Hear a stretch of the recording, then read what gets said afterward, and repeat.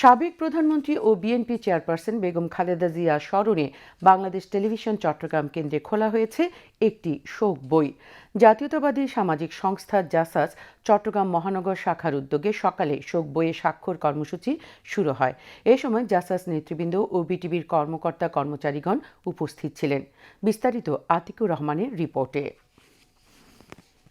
সাবেক প্রধানমন্ত্রী ও BNP chairperson Begum Khaleda জিয়ার প্রয়াণে সারা দেশের মতো শোকাচ্ছন্ন বন্দরনগরী চট্টগ্রামও।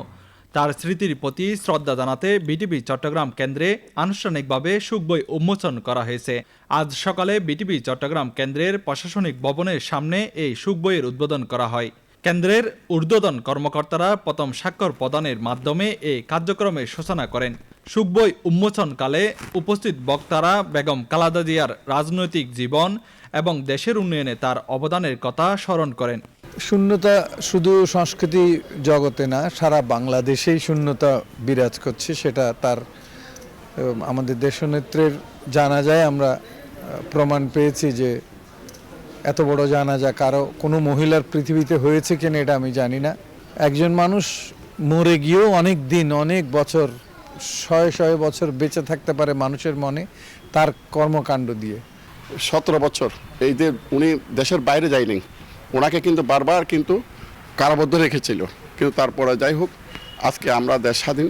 আমরা মোটামুটি ওনার নেতৃত্বে গণতন্ত্র ফিরে এসেছে কয়েকবার, এবং দেশের মানুষ আজ ওনার শাসনে পেয়েছে। দুইবার উনি 3বার প্রধানমন্ত্রী হিসাবে উনি শাসন করেছেন এবং দেশটাকে সুন্দরভাবে সাজিয়েছিলেন।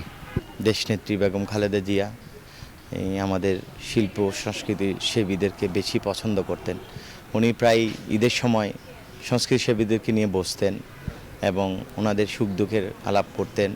এবং বাংলাদেশ টেলিভিশনের এই চট্টগ্রাম টেলিভিশনের ঘোরার পিছনে আমাদের দেশনেত্রী খালেদা জিয়ার অবদান আছে। বেগম খালেদা জিয়া একটি নাম নয়, তিনি হচ্ছেন একটি প্রতিষ্ঠান এবং একটি দেশের ইতিহাস, অর্থাৎ বাংলাদেশের ইতিহাসের সাথে বেগম খালেদা জিয়ার নামটি অতপ্রতভাবে জড়িত। আধুনিক বাংলাদেশের রূপকার আমাদের দেশনেত্রী বেগম খালেদা জিয়ার যে দেশের যে অবদান, সেটা দলীয় পর্যায় থেকে শুরু করে জাতীয় পর্যায়ে ওনার একটা যে অবস্থান, সেটা সবাই আজকে ব্যথিত চিত্তে স্মরণ করছেন। শোক বই উন্মোচন উদ্বোধনে বিটিভি চট্টগ্রাম কেন্দ্রের জেনারেল ম্যানেজার বেগম খালেদা জিয়ার প্রতি শ্রদ্ধা এবং আত্মার মাগফিরাত কামনা করেন।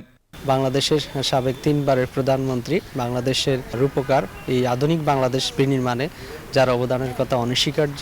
সারা দেশের মানুষের মাঝে এখনও যে শোকের মাতাম আবহাওয়া রয়ে গেছে, সেই শোকটা এখনও আমরা কাটিয়ে উঠতে পারি নাই।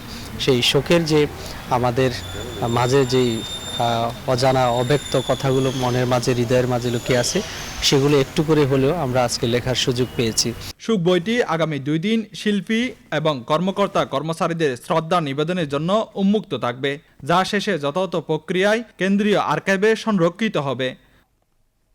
আতিকুর রহমান, বাংলাদেশ টেলিভিশন, চট্টগ্রাম।